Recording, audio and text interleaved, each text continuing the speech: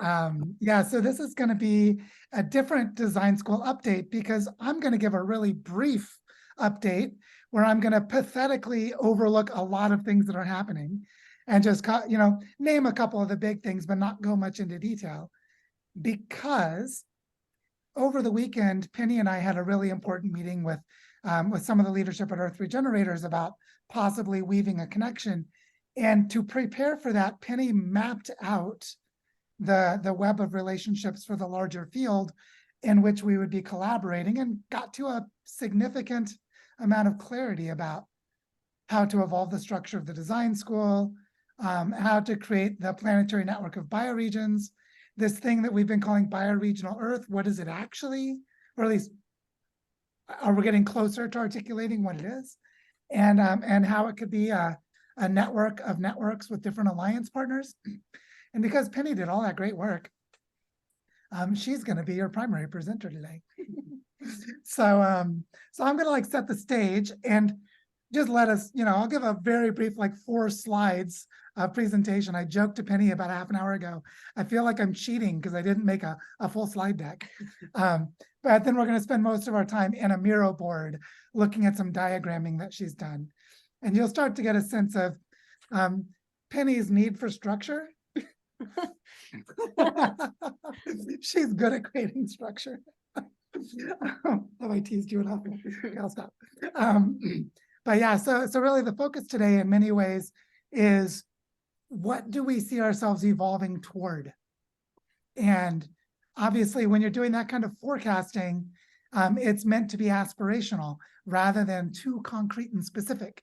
And so a lot of what Penny's going to share is contingent on decisions that haven't even happened yet. And so it's sort of like, choose your own adventure book. Would you like to go to page 17 or page 42? This one on page 42.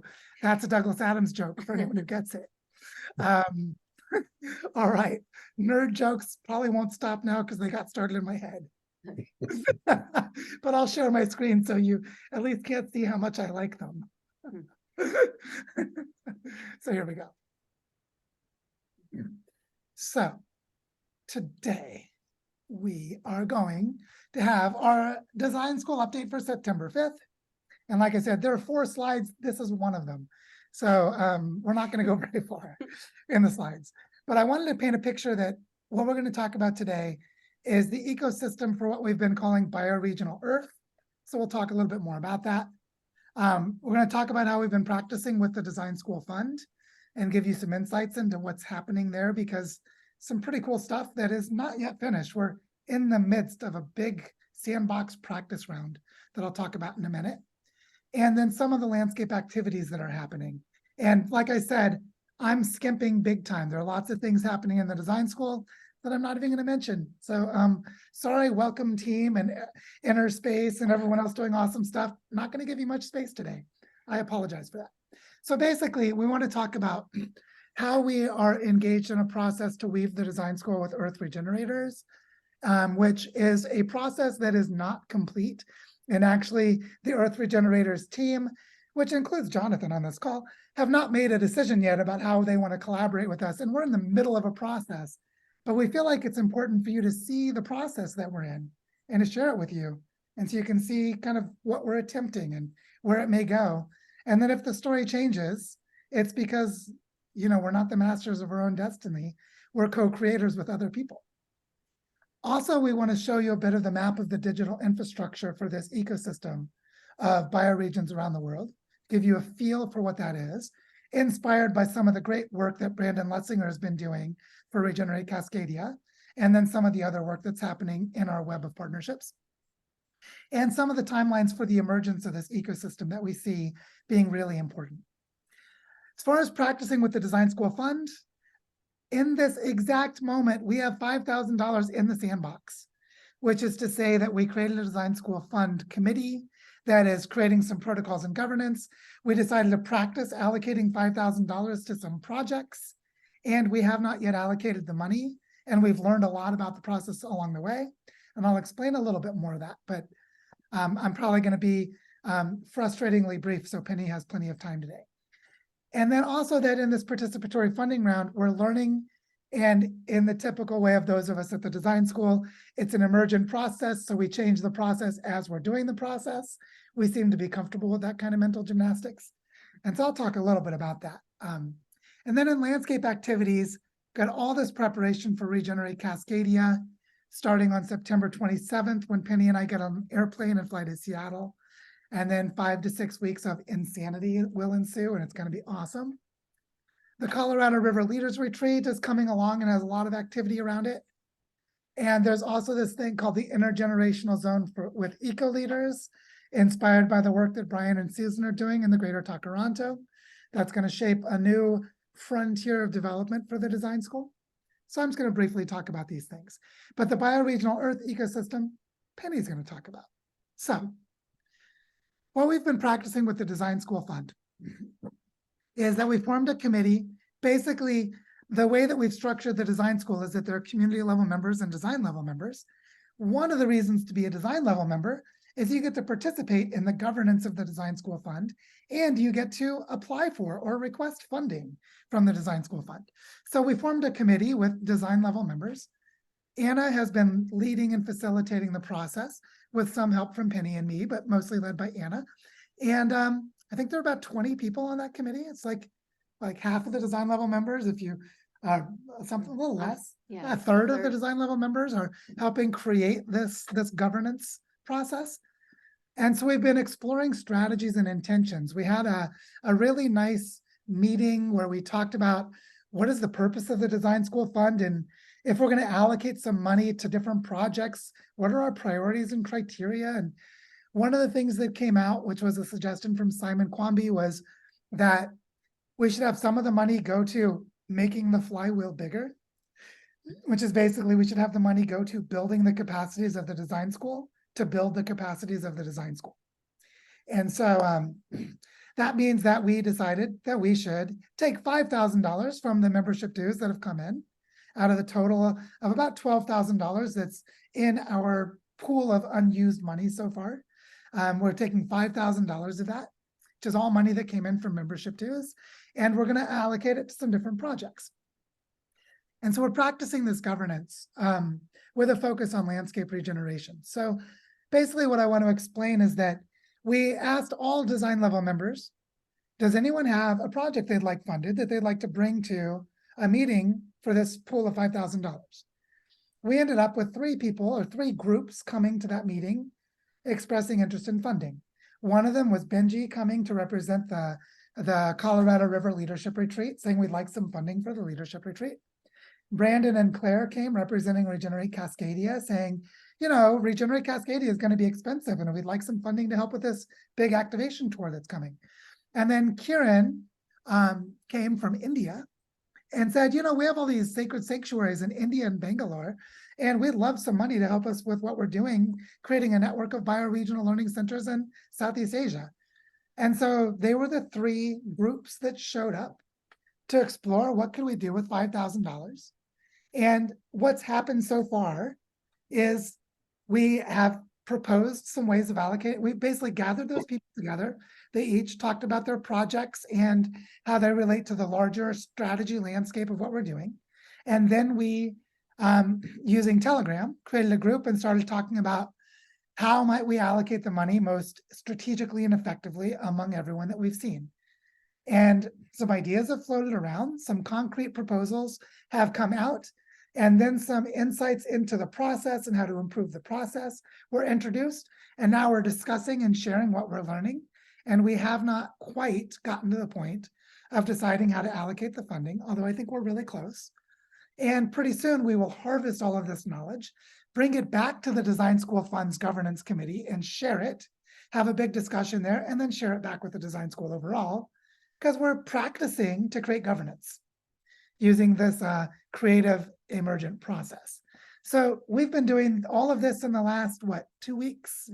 And the allocation of funds and the people showing up with projects, all of that's been in the last maybe 6 days. So this is very much alive at the moment. And to be continued, we will tell you more about what did happen as it comes to enough clarity that we can tell the story of what did happen. But what's happening now is we're learning a lot. We're about to allocate money, and then we're going to share back with everyone how we did it. and what we learned. And then we'll keep rolling from there.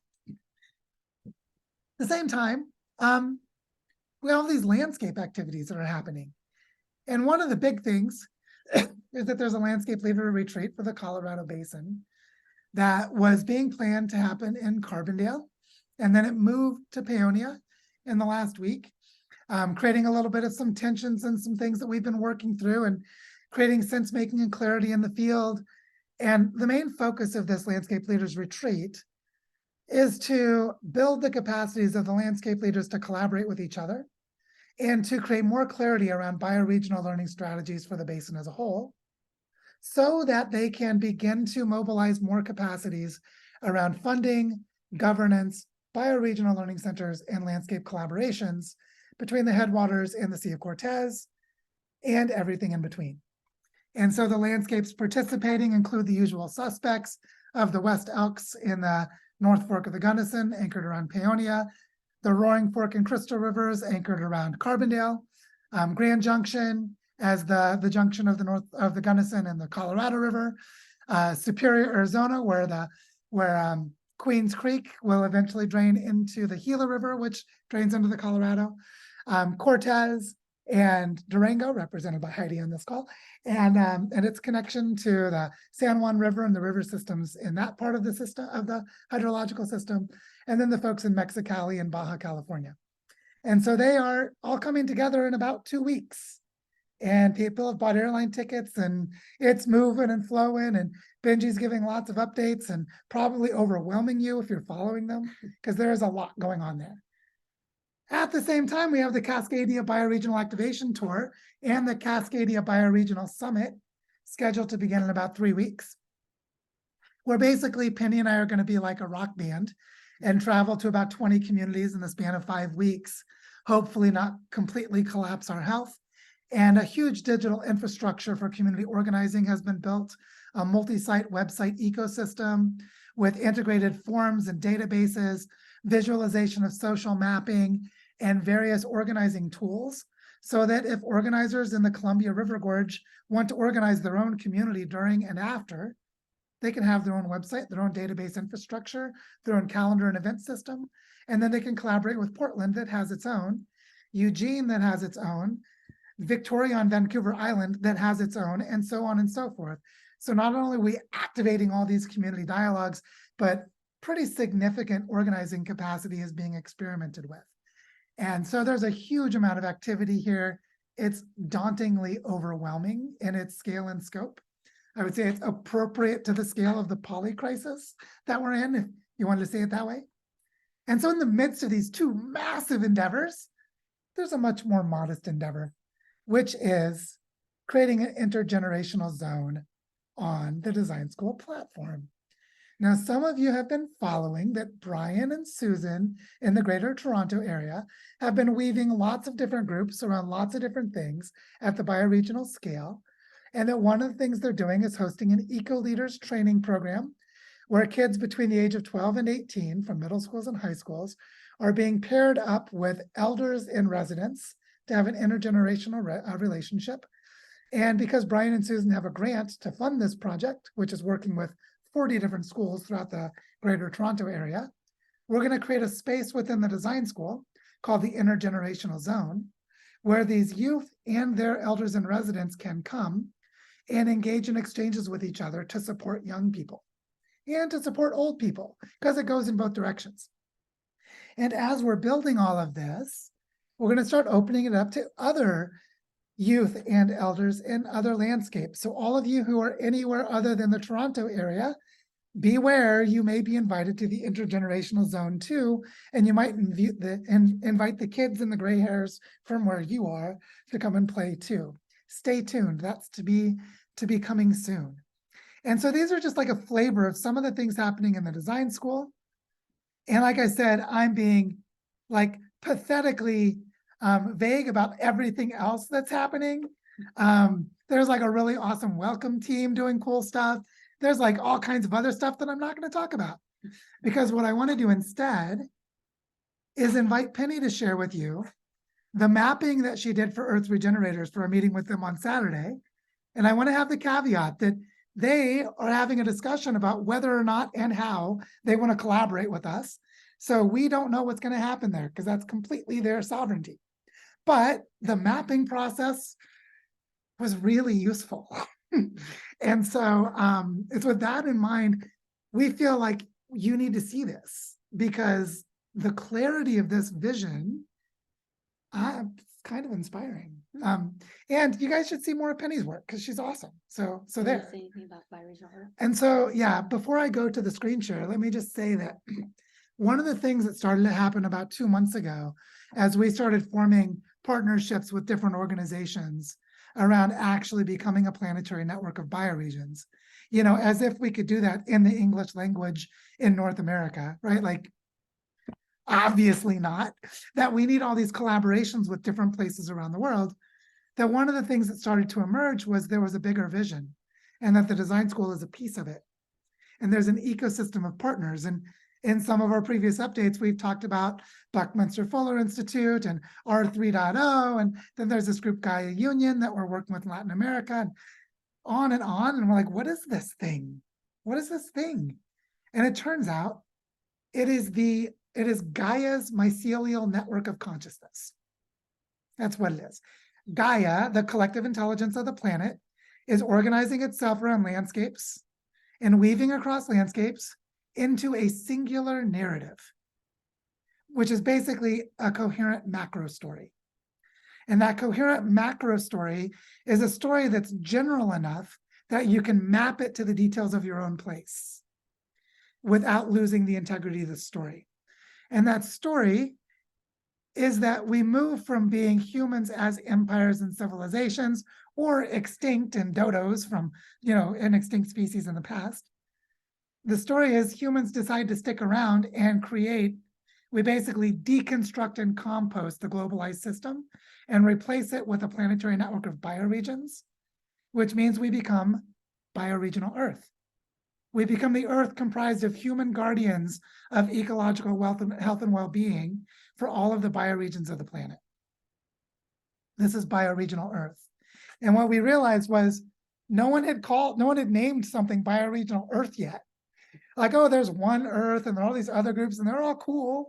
They're all our friends, but no one had named bioregional Earth. So Penny went and bought the URL and we're like, what do we do with this?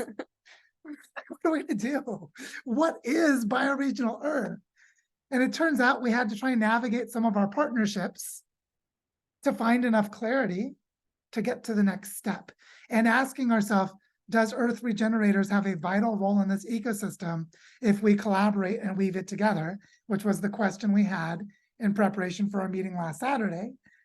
Penny spent like 9 hours on Saturday, just like diagramming, because she likes to do that. And she created, I mean, that included like, you know, going into everything in Earth Regenerators and figuring out everything that's going on there. And like, you know, and we have jokes between Elise and Penny about what it means to be thorough. And then Elise tries to floss her teeth longer to be like Penny. So Penny can be pretty thorough. So this graphic you're going to see is the simple, understandable narrative that came out of that process, which means it's short on details, but rich on coherence. So that's what she's going to share with you now. And let's go to it.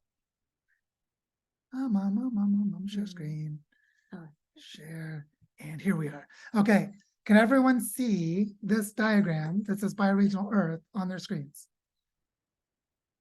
Okay. Awesome. We All can right. see Stephen nodding at. We can see Stephen nodding. That's so the we only feel good. person we can see, All but. right. All right, take us away.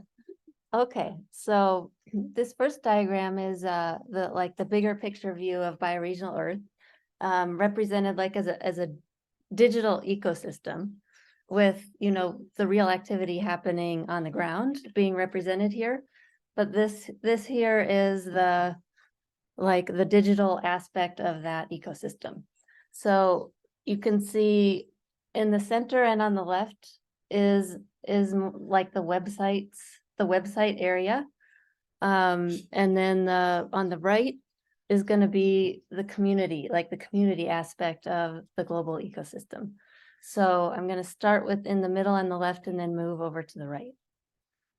So you see in the middle there, there's a main website for Bioregional Earth, that it would be sort of like an umbrella website where there would be regional scale pages on that website representing like the subcontinental scales that we're working in, such as the Colorado River Basin, such as Cascadia, such as the Great Lakes. And so we would have like these sub pages for those subcontinental scales. And then on those pages would be links to the landscape level pages. So, or the landscape level links representing the landscapes organizing within that subcontinental scale. So that's this middle part, the sort of aquamarine part. And over to the left is we're starting to envision, with the help of Brandon, a use of a multi-site, meaning that if these regional scale representations wanted a website for that region, then they could build a website on this multi-site. And you could see, like, here is the Great Lakes, Cascadia, Colorado River Basin as examples, with then landscape level websites underneath those. So you could see how it could fractal out into separate websites, but contained on a multi-site that Brandon has created, so that the data can be shared across all of these levels. And also the tools, the plugins on this WordPress multi-site can be shared as well. So anybody could access, for instance, like the LMS that he's bought, the event calendar, all of the different plugins he has already bought. Everybody in this network of multi-sites could access those for free. And his idea also is to create like easy templates that people could just click a duplicate button for their landscape level website and have like a nice template already set up. And then they just tweak it however they want for their site. And then you can see on the very outside in these yellow boxes, the landscape team organizing platforms. So that would be, there's these main websites for the public, but then how do the landscape teams themselves organize? They might have their own Mighty Network platform. They might have like Discord. They might have, however they decide to organize, that's what this is representing here. Yeah, with complete sovereignty that they can pick whatever platform they want to organize with. Yeah, and they don't necessarily have to have a website at all. Like that could just be on this main website and there's just a link. So it's up to every landscape how they want to organize. So that's the idea of that. Anything else you want to add on that part? No, I would just add that you can see that this creates a digital representation of what's physically happening on the ground. But that doesn't mean that it's meant to do what a lot of people do, which is let's create the data map so that we can get funding. Where like we pretend something real is happening to get money because there's a digital representation. This is exactly the opposite. This is a storytelling and organizing infrastructure. So the idea is, if someone, for example, in Cascadia, if someone in Portland, Oregon wants to organize and collaborate with someone that is also part of the Columbia River watershed, which goes all the way up to the Canadian Rockies, that they can actually collaborate with other landscapes within the larger Cascadia the zone of multiple landscapes. And so the idea is that these websites are really representative of storytelling and organizing tools. Yeah. Great. So now I'm going to go to the right side here. And this top diamond is just alluding to the Alliance Partner Network that Joe was just mentioning. People like Buckminster, organizations like Buckminster Fuller Institute, like R3.0, like Gaia Union, etc. So, there would be some obvious like interconnection in the website with all of those partners, and mostly just working with those partners, but having some interconnection represented in the digital realm. And then down below, this is the part that I find the most exciting. Yeah, it looks so deceptively simple. Which this is thinking about at the global level, the community, like the community aspect of the global ecosystem. So as I was thinking about Earth Regenerators starting to collaborate with the design school, and then how do we represent the how do people have community spaces for their bioregions? This is what I started to feel is an ecosystem between Earth Regenerators, the design school, and Hilo.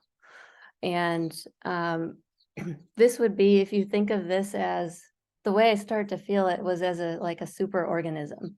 So as a 3 different platforms, but it's really one organism if these can come together in a really coherent way. So I'm going to go through these 3 aspects. You all know about the design school. And I think most of you know about Earth Regenerators, but I'll talk a little bit more about that as well. And then the bioregional communities is an idea of a place where where community organizers in the landscapes can start to create spaces and groups in a structured, what's the word? In a fractal Tier. way. Nested. Yeah, Yeah. in a nested way that can map to geography. Yeah. You can actually map it to georeferencing. Yeah. So let's go. Maybe I should pause and see if there's any questions before I keep going, or any thoughts you have. Any questions before she continues, or should we keep rolling? Sounds like maybe we just keep rolling. Okay. All right. So now I'm going to just talk a little bit in more detail about these 3 different aspects of the community, the planetary community ecosystem. So on the left here is Earth Regenerators, which I'm going to go into more detail after I do these other parts. Up above, I have a diagram. It's about Earth Regenerators. But as a general description of Earth Regenerators, you could think of them, as a community offering social supports, connection, and a diversity of activities and groups for people learning together how to be regenerators of the Earth. And there's a lot more to it. And people on this call who've been a part of Earth Regenerators for years would say a lot more. That's just a very brief description, but you can get a sense for what Earth Regenerators offers and the richness that they offer just from that description. And again, I'll go into more detail on that soon. Then we have the design school, and there's a little bit of expanded thinking here on the top with membership levels, which I'm going to talk through here just a little bit to give you a sense. But if you think about this as an ecosystem, the design school is the only aspect that has a paid membership or paid access. So if we start to think of it as an ecosystem, then the design school can be helping to fund the operating costs of Earth Regenerators. And Hilo already has their own funding, but we would be, collaborating with them as well. So that's what I'm showing here on the top, and I'll talk through these levels in a moment, these different levels.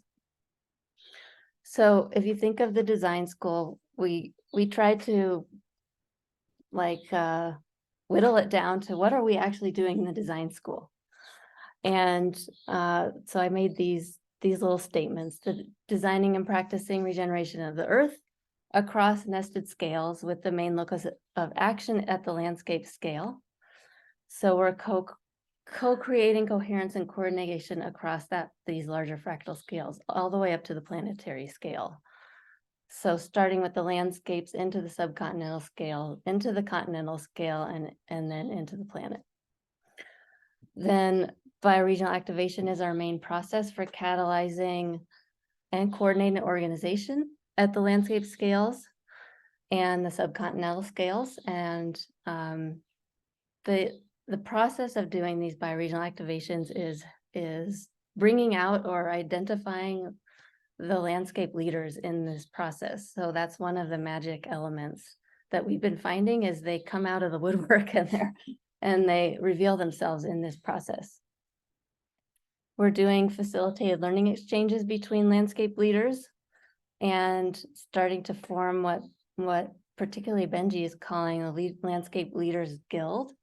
So this mutual learning, supporting each other, supporting up and coming leaders, mentoring each other in being landscape leaders. and co-creating collaborative funding and governance ecosystems at the nested scales that are above all of these nested scales. And then the advanced learning that's happening in the earth systems, science, and cultural evolution. Regenerative economics is coming soon, bioregional design, et cetera. So all of that is to be applied directly on the ground in our landscapes. Anything you want to say about that? Nope, you're doing great. Okay. Then, so I'll go through the memberships briefly as we're starting to think about them. None of this is set in stone. It's just like our initial thinking. To add another tier in the middle of our membership model. So right now we have the community level membership, which is $5 a month. And basically what we've been thinking through is who are the people showing up in the design school, and what are they, like their personas, what are they interested in, what are they doing? And okay, yeah. So the community level members are, it's seeming generally, people who want to connect into their landscape. They want to know what's happening in their landscape. They want to connect with people in their landscape. They want access to the advanced learning opportunities that are happening. And they might be looking for their place, like how do they fit into this? Where can their gifts be applied? They're looking for a sense of community. And some people just want to support the design school, so financially. So they might not even be participating, but they're donating. Some people are just wanting to watch what's happening and not really directly participate. And there might be some nascent participants, meaning they're waiting for their opportunities to contribute. They're watching what's happening and then they will jump in when they see where they fit in. And so the community level members, they have access to all the learning opportunities, most of the shared resources, most of the events. They can participate in design labs and work groups if the leads invite in community level members. And they're invited to participate in the bioregional activation tour events. So that's the community level. And then the new tier that we're starting to think about as a middle tier. Which doesn't exist yet. So doesn't exist yet. We just think this brings a lot more coherence to add this level. Yeah. And this is, we would name it the same, like right now, the $50 a month level is called the design level, but we would maybe, the naming is not set in stone. It's just the thinking is the most important part. But this middle tier of people are the people who are in the landscapes leading projects. They might be leading a project like a permaculture project, for instance, or they could be the tool makers, like people from the refi world, building the tools that can be applied across landscapes. Or they might have specialized knowledge or skills, like maybe they know about governance and they've been practicing governance for years and they know different models, or they have different skills that they might want to teach and that can be applied in the landscape in the landscape scale and across landscapes. So they could also be working directly with the landscape leaders in their bioregions, just supporting the effort in different ways in specific aspects because they have specialty knowledge.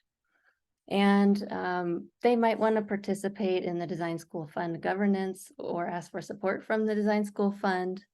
They might want to teach courses and learning journeys or host design labs or work groups, and they would be able to co-host landscape spaces in the design school as well. So that's kind of like the persona. And these people would be able to participate in governance of the fund, ask for support from the fund. They can host design labs and work groups and other spaces and events in the design school. They could request to teach courses, and they could co-host a landscape space with a landscape leader. Yeah, and just as an example of why would someone pay a membership to be able to teach a course, is that sometimes people want the community context that their students would benefit from when they host a course. And we have a lovely woman in the design school named Grace, who teaches a really good course on alternative economics and the design of currency and money.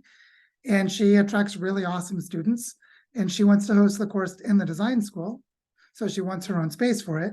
to give her students the benefit of all the other members of the design school and all the other activities of the design school in addition to what she's hosting. And she also loves what we're doing and wants to support the design school. So she's perfectly happy to pay a higher amount of money for all those reasons. So that's an example of someone gaining access to basically leverage the system in service to what they care about, which is aligned with the mission of the design school. Yeah, and this level, this middle tier, we're thinking somewhere around $20 to $25 a month for this level. And yes, thank you. Then the $50 a month level, we would name something like the landscape leader level membership. And these would be the people who are leading the landscape regeneration processes in their bioregions.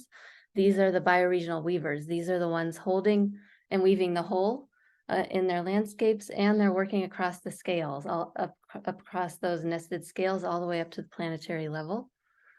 And they're wanting to be involved in this process of the learning exchange. So the learning exchange, the resource exchange between the landscape leaders, they're wanting to do that mutual learning and also support up and coming landscape leaders who are wanting to learn to step into that role, and they're not quite there, but they're getting there, and their intention is to get there.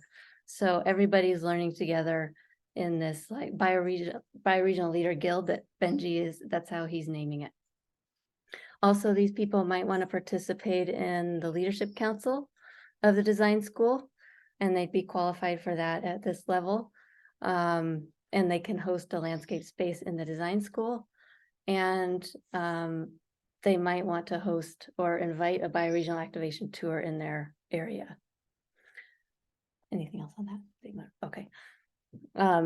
So these members would be in this bioregional learning guild, leaders guild. They will participate in the facilitated learning exchanges that are already happening and are continue to be developed between the landscape leaders.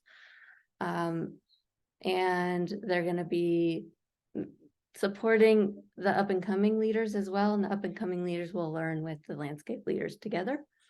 And then they have that opportunity to be part of the leadership council and can host a landscape space. So that's the 3 levels and that we're thinking about now. Nothing's set in stone, but it's this one. Yeah. So the bioregional communities. I went in and looked at Hilo again, just to see like what's been changing. And I saw that it has a very good feature with groups, which is that the groups can be nested into different scales.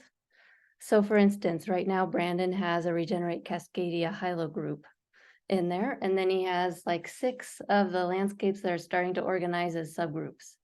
And it's visualized like in a star when you look at the map. So you can see, okay, here's the center group, and then these are the subgroups. And you can do that on more than one level. So like Portland could have subgroups within it, for instance. So you could have different nested levels. And so the idea was we've been really pondering, where should the landscapes like organize the general public who's in the community, who wants to know what's happening, but maybe wants to go to some of the events, wants to get to know each other and be in community.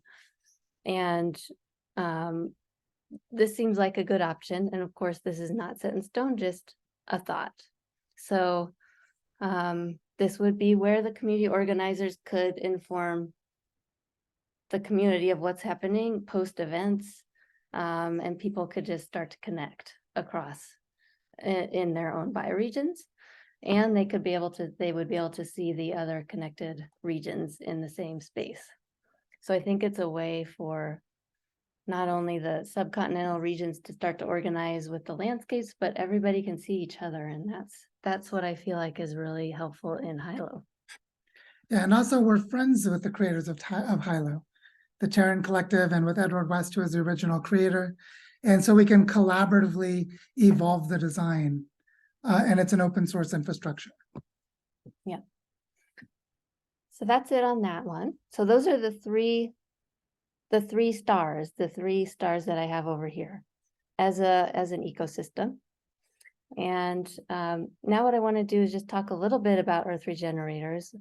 And in case some of you haven't been there, there's some very rich activities happening. And I did this little diagram to show what are the main activities happening. And they have in the core here, they have Vivero, they have the Project Incubator and the Culture Center.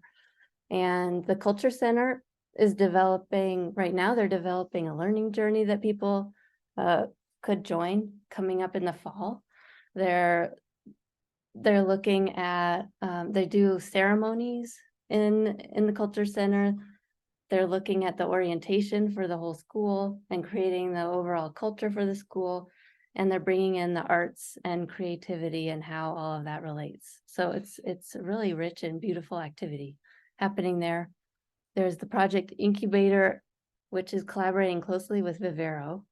Vivero is a long story that Mitty could probably talk about more eloquently than me, but Vivero is collaborating with the Earth Regenerators Fund, and they've been having rounds where they're funding projects in people doing earth regeneration work in various forms and in a collaborative way. So they're bringing all of these people together into a collaborative, and there's a unique kind of voting that they're doing to choose how to distribute the fund, and it's beautiful, and it's working closely with the Project Incubator, which is where people come to talk about their projects.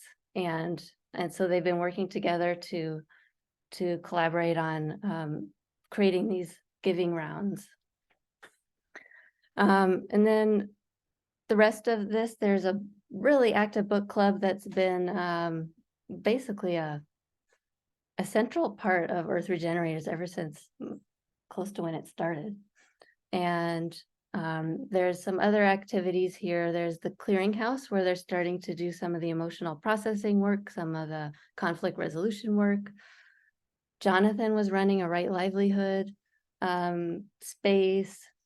There's a podcast going on. There's a lot of activity in the home feed. And they've been having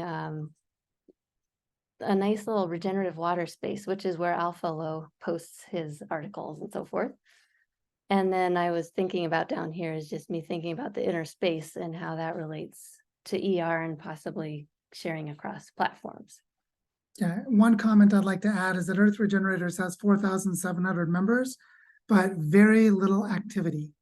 It used to have a huge amount of activity, and the activity has been declining for maybe a year and a half in different moments.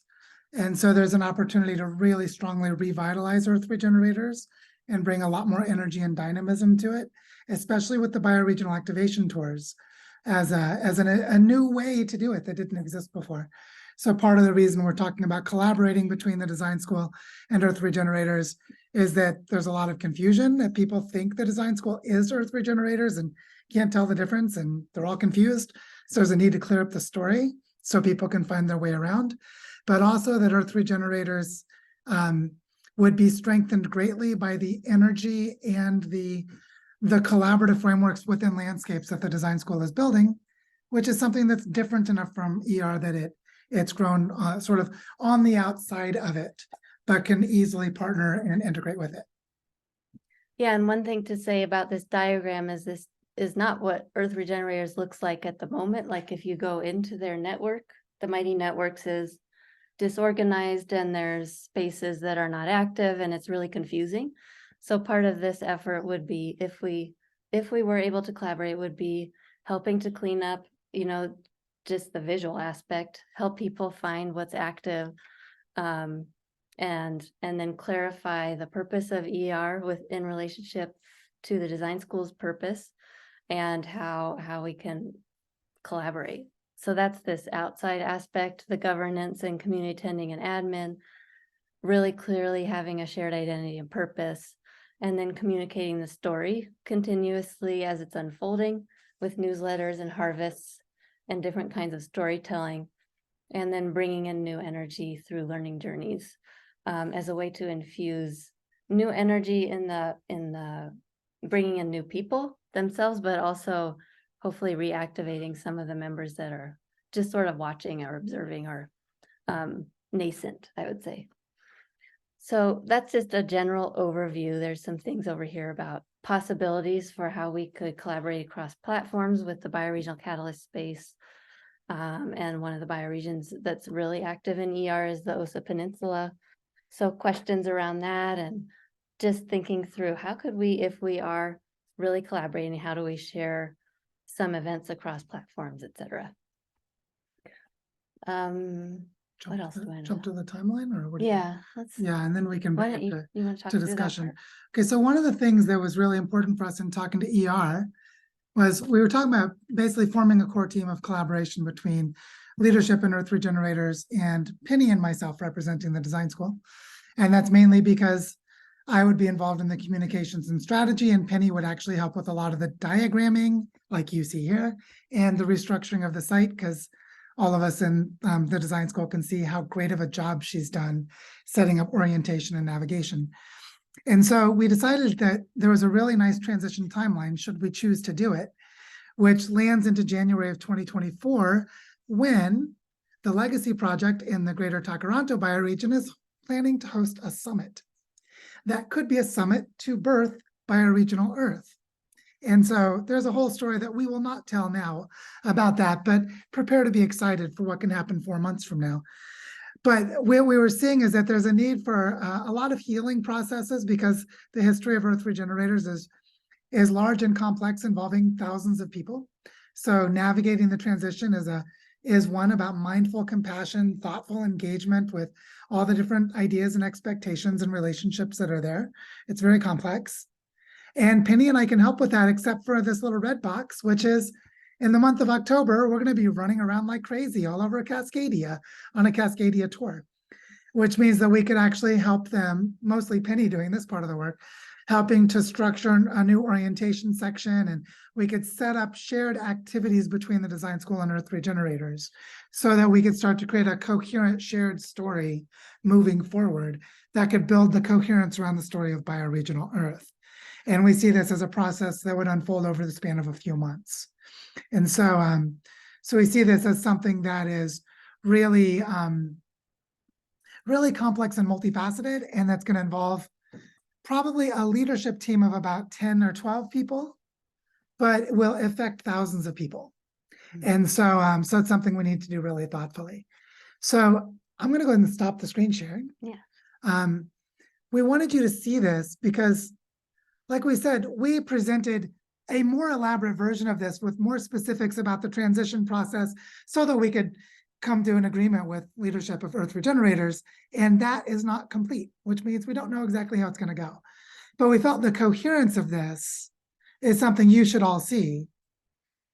Because the way we see it is this ecosystem is going to come into being probably with Earth Regenerators. And if not with Earth Regenerators, we'll do it another way because it needs to happen. So either way, this needs to happen. I suspect all the Earth Regenerators on this call would feel pretty strongly that no one should be left behind or kicked out or abandoned or just neglected in the opportunity to co-create when it's an all hands on deck moment. So I'm optimistic about where things will go, but you know, sovereignty is someone else's decision. So what I want to share with you now is this vision so that you can see it, and so we can start to feel it together. And then you can see how the leadership retreat in the Colorado Basin and Regenerate Cascadia as an activation tour, and this effort we've quietly been doing, it's quiet just because it's slow, not because we're being secretive, but to build a collaborative funding ecosystem for the Great Lakes. It's quiet because you go one invitation at a time. And so we started talking with foundations and philanthropists and funding sources, and our dear friend Eduardo Esparza, who's active in the design school, is helping to create an impact fund and funding mechanisms with blended capital for the Colorado River Basin. We're already seeding some conversations into Regenerate Cascadia around a collaborative funding ecosystem to sustain it for 20 or 30 years. Obviously, that will be long-term work. That won't be like done in the next 2 weeks. This is long-term work, but we wanted you to see the vision. So we'll shut up now. We want to hear from you. I know that's a lot to take in, but are there any questions or comments? And please raise your hand.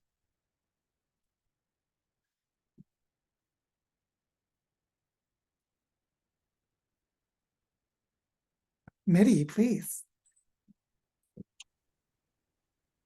Thank you. I love seeing how the design school structure is unfolding and evolving. And I'm guessing you've already thought about it, but I'm wanting to, on the basis of a conversation that I had last week, I'd love to plant a seed. Someone came to me who's been using earth regenerators really as a platform to experiment with a technology in the bioregions that is proving really powerful and valuable. And she has offered this technology free and continues to want to offer it free as her service to humanity. She feels that she has an economic footprint that she needs to kind of pay back to Gaia, and this is her way of doing it. And her comment was, I would love to make this technology accessible in the design school to the landscapes, to the bioregions. Now I've tested it and can really stand for it working. It doesn't feel in right relationship for me to be asked to pay for something that I am actually going to be offering free. And I could understand her point of view. And I've been contemplating since, and I just wonder, therefore, if there might be a place for someone such as this person, a kind of friends of person who is offering their process. And it would need to be, I'm sure, a case-by-case example, but I put the seed into the pond, not looking for any kind of answer here and now, but just saying this is a conversation and it feels useful to the wider dialogue. Thanks. Yeah, thanks, Smitty. One of the things that we did back in the beginning of bioregional activators before it evolved into the design school, so roughly like October, November of last year, was we created a diagram of what it would mean to do a bioregional activation. And that there would be landscape organizers or landscape teams, that there would be tool builders, that there would be a bioregional investment platform, there would be bioregional learning centers. And we had, mapped some of the pieces, and we've continued improving how we understand how to do that in practice. And one of the pieces was the tool builders, which we were very strongly inspired by the Refi Bar HR event, where we had a lot of tool builders from the Web3 space. And one really nice example of us following through on this in the design school, quote, in the design school, is one of the people who came to Refi Bar HR, who's done a lot of work in Bar HR and in other places, is Sev Nightingale. He's part of a team that used to be called Ecolab, and they just changed their name to Sunflower Tech, but they're doing really cool work. And I introduced him through Brian and Susan to a woman in the city of Guelph, in the area of Toronto, who had done circular economy work with regional food systems that could benefit from the way they were bringing mapping technologies for carbon credits and eco credits. And he had like specific expertise about those methodologies that were really helpful for this woman to think about how she could deploy them to the farmers in Ontario. And so Sev actually joined the design school after that. Not because I asked him to, he's just like, oh, it's about time I did. But it was completely irrelevant whether Sev was in the design school. It was like, Sev is a tool builder with some really cool knowledge that could really help this woman in the city of Guelph that Brian and Susan had found. And then we connected Sev to this woman to help her. So the tool builders are usually looking for places to bring their tools. And most of it's this social weaving work. And so the boundaries of the paywall of the design school are completely irrelevant. Like what matters is getting those tools to the people on the land that need them. And so that's where we're really trying to structure the design school around landscape leaders and landscape regeneration processes as sort of collective learning and learning exchanges, so that it's not about, well, if I have a tool to share, like if Heidi should know about it, let's just bring it directly to her, right? Like, and so what we're doing is trying to create these social supports. So I hope that's a clear enough example of how fluid this actually is. It's already happening, and I expect there'll be a lot more. Is there anything else you wanted to add to that before we go to Stephen? I would just say that sometimes, like Sev joined the design school, probably for the benefits of like all the connections he could have across the design school. So there's like reasons that they might join or reasons they might not, but it's open either way, you know? Yeah. Yeah. Stephen, hi. Hi, wow, awesome presentation. I noticed this technology thing has been nagging at me for a long time, and I still don't know ways to enter the conversation, support things. And something got triggered in me recently because I was seeing something on social media about possible solar flare, EMP stuff that could disrupt technology. And one of my big fears is that we're going to have all of our information all sitting on servers in one place, and regions will start to find they're disconnected as infrastructure might fail. And we have no idea how long they could keep stretching it out.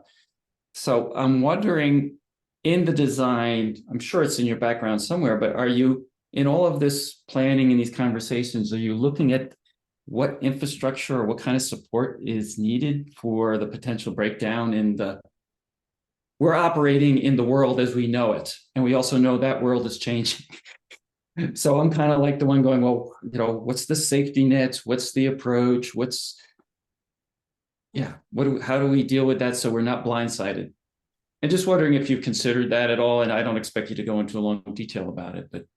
Yeah, I mean, I would say, yes, we've considered it, but not from the point of view of the question at the level of should we use Mighty Networks or Hilo? Like not at that level. I don't actually think there's a good solution at that level. Because we need to use the tools that people are using and that are ready and usable and all that. But the other part where we are thinking a lot is how powerful social connectivity is in a time of crisis, and how important it is for us to create on the ground social connectivity. And Absolutely. Yeah, and also one of the things, like I've got a friend in Seattle named Frank Sanborn who's starting to talk with me again because of Regenerate Cascadian. We used to talk, but I moved away. So, we haven't talked in a while. And he's deep in the disaster response world, creating technologies in a disaster. He flies into earthquakes and builds technologies, rapid prototyping. And so, like when Hurricane Sandy hit New York, Occupy Sandy grew out of Occupy Wall Street and coordinated 80,000 programmers to create a bunch of open source software.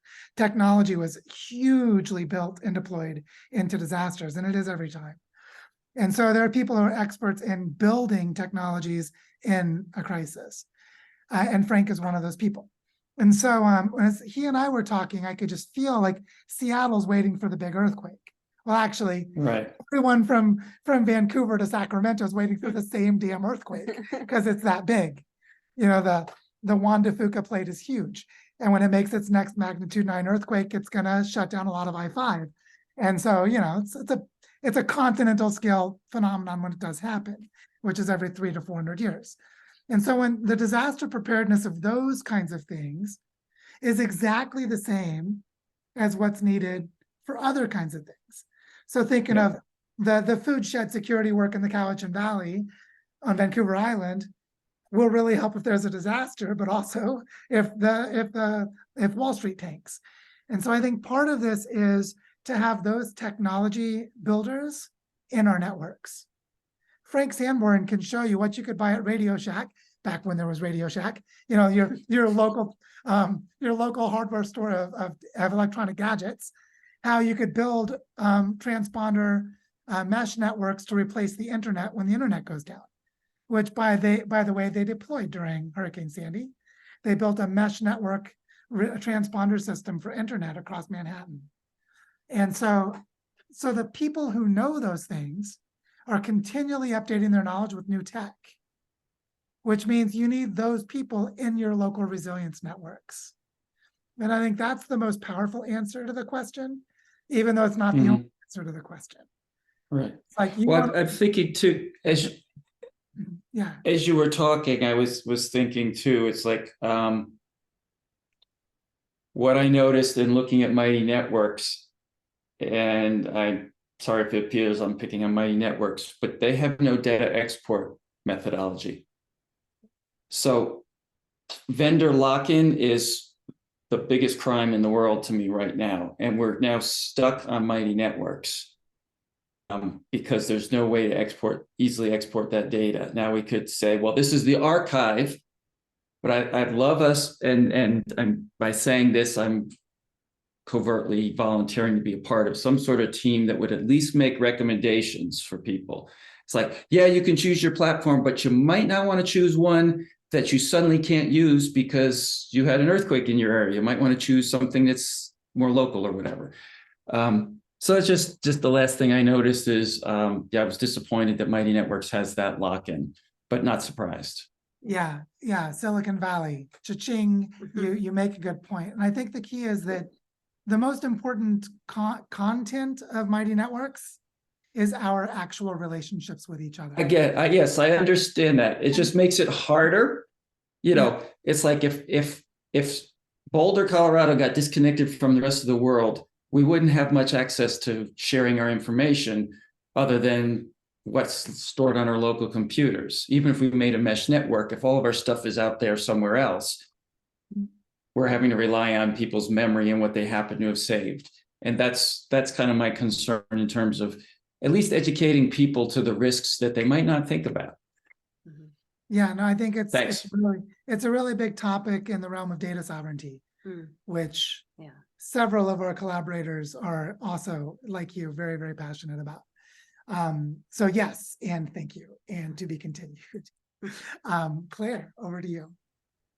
Well, I actually wanted to chime in on Stephen's question, because like that was really important when Brandon and I were first talking about Regenerate Cascadia, was developing a digital network that could help to connect people in their places, because right now there's nothing really able to connect them at a landscape scale. And that over time, like just the fact that they are connected. So as what Joe was saying, the relationships that suddenly, as you find each other, you know where you are because you're in that place and you relate to the landscape, and now that connection's made. So that's really powerful. So however long it lasts, yeah, of course, you know, you need to, but I just think that the real value is in connecting the people. So that's one thing that's really powerful. And the other is in terms of the information commons, you know, a number of people that were really inspiring to us. Paul Cheragino had been talking about like all of this, as people retire from or get laid off in mapping departments or in all kinds of science departments or whatever, that information, once they like that corporate memory gets lost. But as we start to form the connections, some of the knowledge actually starts to go into the landscape. And so it's like, how can we bring this together, use the technology we have for right now to help forge those relationships? And then, you know, if the technology goes away, well, I know we'll adapt. We knew what was possible, but anyway, it's just, like to me, the real value is in connecting people into the land with some of that knowledge. And if we think about like Indigenous people, they've got all kinds of memory systems and like technologies for holding the wisdom, and we need to develop those. And hopefully that's part of bioregional learning, as we go along. So I mean, I just think that that's the next level of conversation that needs to be happening. So Yeah, I would say bioregional learning is exactly the place where that happens. And you think like teaching kids about native plants and where they can identify them. Where is your porcini patch to go collect mushrooms? This kind of knowledge is really, really important to have decentralized and in the bodies of people.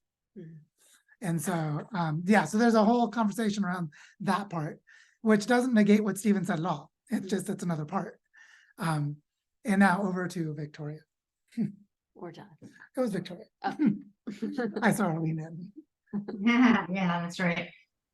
That's really so great. And Steve and I totally agree with what you're saying, is that if we can't offer that kind of alternate to technology, like we're actually saying, let's not focus on urban spaces because they're done. We're doing a lot of work on decarbonization, but I don't consider that part of what we're doing with regenerators. And if people want to reconsider that, Jonathan and I have some tools about having buildings be energy efficient and renewable. And if we want to put that technology, like decarbonizing buildings into that, we'd love to share that.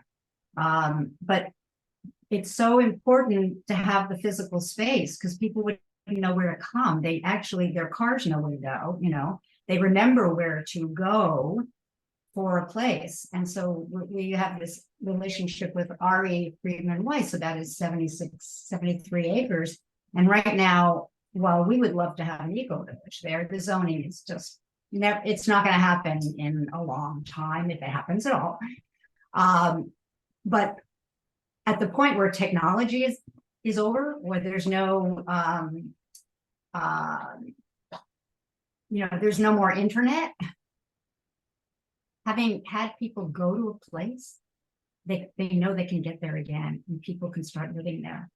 And that would be amazing. I mean, it would be the wonderful side of, the disaster preparedness. Nobody's caring about zoning in that situation. So thank you. And it just gives me much greater place to stand in building a center.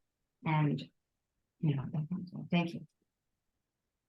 Yeah, I think the key thing for us in sharing what we see emerging around bioregional Earth is that, first of all, for those of you who don't know the history of Earth regenerators, it started as a study group for my book, The Design Pathway for Regenerating Earth. And one of the ideas in that book is we organize around bioregions and create networks of them and scale up to continents and then the planet.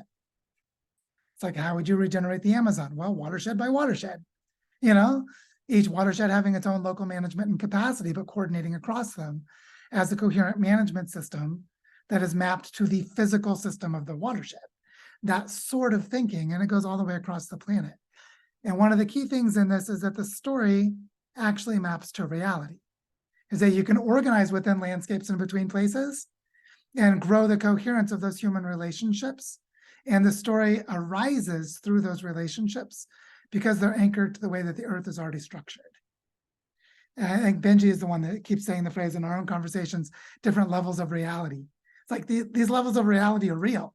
So you just anchor to them. And then as you anchor to levels of reality, you're like, oh, this stream is real. This watershed is real. This mountain range is real. This tectonic plate is real. And so you can anchor to them for organizing. And by doing that, we actually organize around the whole planet. It's like, that part is like not a trick move at all. It's just much more powerful move than we normally realize. And here we're showing how the story of it can play out. So we want the story to play out. That's what we're trying to do in a way. Like, that'd be cool. Over to you, Heidi. Hi, everyone. I'm Heidi, for those of you I haven't met yet. My expertise is in ecosystem science, global change strategies. And my question comes from that space of, I too am a diagrammer, Penny. We have two things in common, the same glasses and our love for diagramming. I literally have a diagram of all the different paths I have to take for nonprofit business with the stuff that I've been doing. I'd love to see, so I can picture what I'm doing and then what I'm like, this network of the three things that I've got. And with that, I can't help but wonder, where in the diagram that you've created, is there an opportunity for a person, for a bioregional learning center, for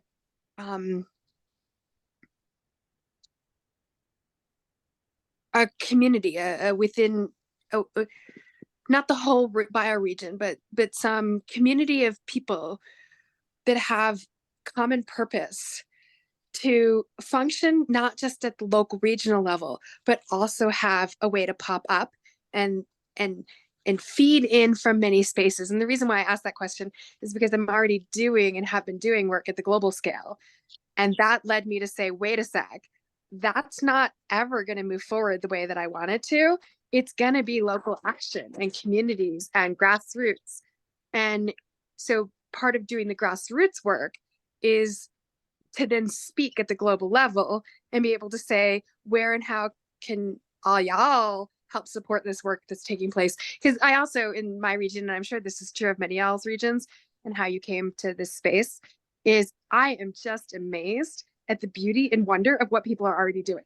And whenever I'm teaching with students and I have students who are in a grief and anxiety space, I'm always like, you just haven't met the right people in this region, because there are rock stars and they're wearing cowboy hats. I live in the Southwest part of Colorado, so it's for sun and shade protection, but also for culture. And so I don't know, I guess that's the place, and I'd be happy to think about it with you, Penny, if you don't have a vision yet, but where and how can we see some people who have a lot of mobility in the system, people or entities that have mobility? I mean, I have a comment about that Gaia Union is using as part of their thinking, and Gaia Union is talking about bringing a substantial amount of money to Bari Chara, so we're collaborating on what it would mean, because part of their vision, they have $50 million in an impact fund and they're growing it, and it's for Latin America at the moment. But one of the ideas is find places that are organized well enough that they can buy land, turn it into community land, put ecologically designed tiny houses on it, and create learning exchanges with other landscapes. So in Colombia, that would be, okay, we buy a piece of land here in Bari Chara that, is a land trust or community owned land, adapt the language to the proper legal structures of Colombia, but to do that, and then build tiny houses there. And then if we have an agroforestry expert from another part of Colombia that comes here, they can stay there for free and there's housing available. Because they're part of a learning exchange network. And so part of the idea is to create, this is part of the reason, I may say it this way, one of the most powerful uses of a bioregional learning center, as contrasted with the learning ecosystem, one of the most powerful reasons for having a center is to have an entry portal for outsiders. You come to the territory and there's one door. It's like, well, go to the Bari Chara Ecoversity because that's the place to learn about everything in the territory. And so you have an entry point, and then you have a map within, a way to get around, so that when you arrive, you're like, oh, I'm a healer with medicine circles and spirituality and indigenous, like, oh, go talk to them. Oh, I do soils and I'm really good with water. Oh, go talk to them. And so all that happens through the Bioregional Learning Center as the entry portal. But the key thing is to create the exchanges between landscapes that are meaningful in this sense, culturally, like it's meaningful to have learning exchanges with experts, but then also it's meaningful geographically. Like when we talk about kids from the Kukupah Nation in Baja California coming to the headwaters of the Colorado River, it's meaningful geographically because that's the same system. That those kids in the desert in Mexico get their water from the snowpack in Colorado. And so it's the same system at a larger scale. So I think there's real powerful in the nested layers of geography and in the mutually beneficial cultural exchanges of whatever kinds they may be, because there are many of them. So it could be ecotype, like, oh, you're in a semi-arid zone, I'm in a semi-arid zone. Or it could be, oh, we're a post-Rust Belt city, post-industrial city. Or it could be other cultural elements that create the similarity for exchange. But I think that's where the education as the connective tissue is incredibly powerful in that way. But then from there, yeah, we could just keep going because there's so much. But I hope that's maybe a start. Much more to be said. And then over to Mitty. Yes, how interesting. Heidi, what your question evoked in me was the sense of why I am really excited about the Cascadia, Regenerate Cascadia movement, because what I see is this extraordinary body called Salmon Nation. And they've been doing so much on the ground. They've been working with the tissue of indigenous community at such depth throughout what they call Salmon Nation. And I kind of proudly put up my hand as the southern tip of Salmon Nation, and the steelhead in Malibu Creek watershed, actually very much on the fringe. But this huge piece which actually extends across countries from Canada down through and several United States. And what I think the Regenerate Cascadia and the activation tour that Penny and Joe are going to be engaged in very shortly is going to bring in is this additional really strong bioregional learning center, which is both online and on ground capacity developing. And so I was really excited by your question, Heidi. There's a nascent,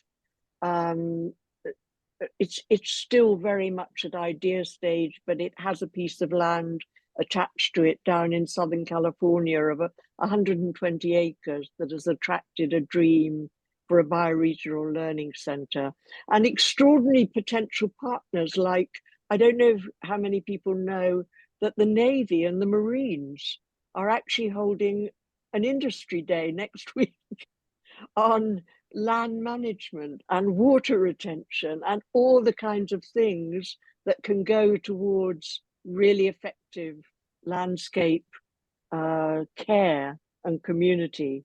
And they've got boots on the ground, you know. I'm a bit of a ramble here, but I got very excited by your question because I think it's just the right question to be asking. And I adore the two of you. I mean, Penny, Heidi, oh my God, what an amazing pair you are. You should have seen them in the same room at Heidi's house. Yeah. And I'll go just ahead. say one thing. I think it's a really great question, Heidi.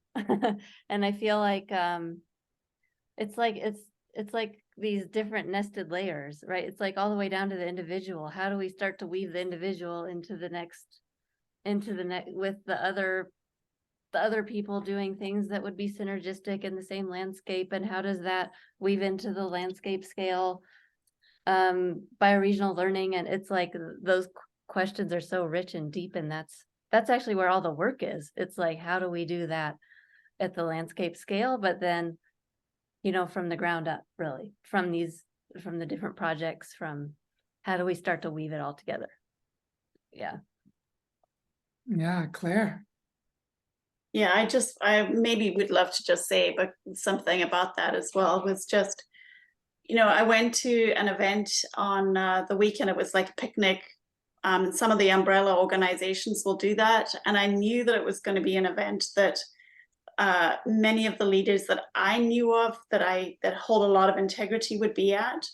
And yeah, so in the course of an afternoon, I was able to have at least 8 like really significant conversations.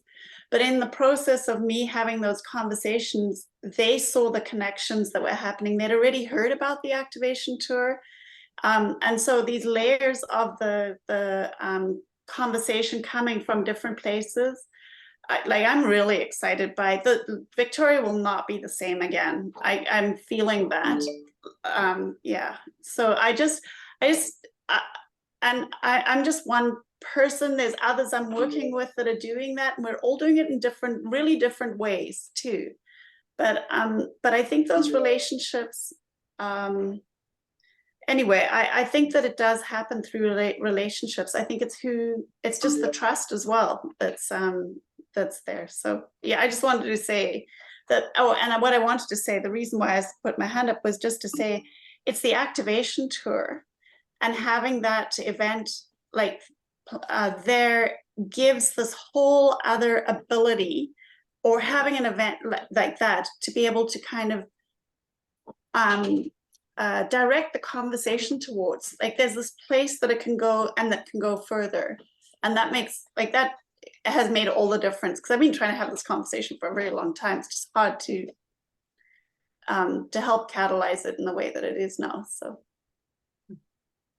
Yeah, I'll just say that our experience of bioregional activation tours has been that they change landscapes. And we're getting, we haven't even been doing it for a year yet. Our first one was accidental in the first week of November last year. And so we'll even learn and get better at it. And then we'll have other people doing it, and, you know, and it'll happen in multiple ways and get more interesting and creative. But the fact that multiple landscapes that are nearby, or multiple communities that are nearby, are having the same conversation, overlapping in time, and then encouraged to connect to each other is a really special thing. And so there's something about that in all of this that takes us from being a Cartesian dualism kind of thing of, oh, that's a nice story on websites. What Penny made a point to stress was, this is the digital representation.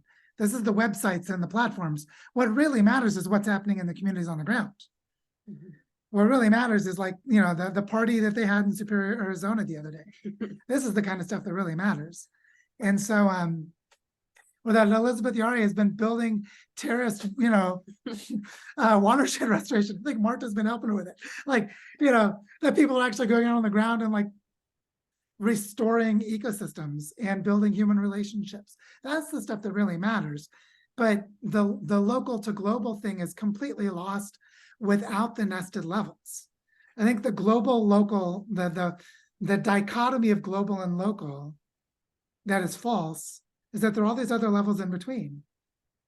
And these levels in between are where pro-social makes sense. You're like, oh, we should be pro-social around our watershed. We should be pro-social around, like, the Great Lakes. Think of, like, Lake Erie. It's the catchment of how many rivers? You know, it's so big. Or the Salish Sea of how many rivers? And so it's bigger than a watershed. But these are systems that can be organized around as commons. So there's something really important about the pro-social design element of this that just cuts through everything. I mean, it touches everything. I see we're getting close to time, so I want to acknowledge that. I'm also a half an hour late to a Territorial Foundation meeting that we're having here in Barichara that I'm about to run to. So I've just got to be mindful, but I want to hear from Victoria. So please come on in. What I would do is just put these on for another meeting. Claire in a note mentioned social mapping, and I know that that's a process I don't think I'd heard talked about. So Claire, I'd be really interested in knowing, because you're saying as you do this, you're finding people who do that kind of work jumping out of the network, you know, just popping up. And I know if we looked for them, we could find them before we have an activation tour. So I'd love to have a conversation about the positioning, the timing of social mapping, which is different than all the other things we've done, you know, the other online tools. And it has to do with maps of connections, you know, so you could actually navigate groups in the local area who do whatever and the cross connections, you know, pivot people. And then I would love to have more of a conversation about pro-social, like how it's being used. I haven't read the book, you know, I've heard your presentations on it, but it's very shallow, like how it will help, you know, where and how. I don't know the limits of it. So with regard to an activation tour, like where is the pro-social stuff and how is it brought in? So that's what I wanted to talk about in the future. And this is a really important quote for people. The menu is not the meal. So we could talk about the website is the menu. Mhm. The meal is participating and having relationships locally. And we have to remember the menu is not the meal. Hear, hear, hallelujah, and can I get an amen? So yeah, thank you for that, Victoria. Maybe just to close today, you know, in about 2.5 weeks, Penny and I are getting on an airplane for Seattle. So we're going to go a little bit radio silent or maybe radio loud, but we'll have a hard time maintaining activities in the design school for our part during that time. And one of the things that we feel is really important is that when we engage in these sort of frantic energies, like an activation tour's got a franticness to it, there's a huge amount of energy created in a short amount of time that cannot be sustained. So it does this big pulse and a lot of energy, and then it dies back. And we need to create the follow through that can build, which, like sending Benji to the Western Slopes after our trip down the Colorado River Basin, because we were able to get funding secured for that to happen during that time, was like, now Benji's there helping to sustain the relationships and keep things moving. And we can see the importance of the sustained engagement. So thinking of Claire and Brandon and Regenerate Cascadia, what would it be like if they weren't there to continue afterwards, to sustain the engagement? So there are many reasons why we have to fund these processes and the landscape teams. This is like essential to this model. So the unstated assertion, not even assumption, assertion, is Bioregional Earth is only a pretty set of websites if we do not directly fund decades of livelihoods for landscape leaders holding landscape processes. It's just a giant masturbation session. And so it's absolutely essential that we get the funding and governance right, which is part of the answer to your question, Victoria, about the role of pro-social. Creating, because most of the conflicts and weirdest problems between people are around money. Not all of them, but you'll get a nice representative sample of human craziness by looking at conflicts around money. And so funding and governance are essential to this, and they implicate the role of pro-social in multiple ways. So I would say our goal is not to build a set of websites. No, our goal is to weave landscapes into sustained action and build collaborative funding ecosystems. And to do that, we use digital infrastructure to help. So yeah, that's what Penny presented today. So thank you everyone for joining us for this call. I will make the recording available in a few hours after I get back from my work with our own foundation here in Barichara. And I'm looking forward to more, seeing you all soon. And yeah, have a beautiful rest of your day. See you guys in a little while. Thanks, Thanks, everybody. Joe and Penny. Thanks, everybody.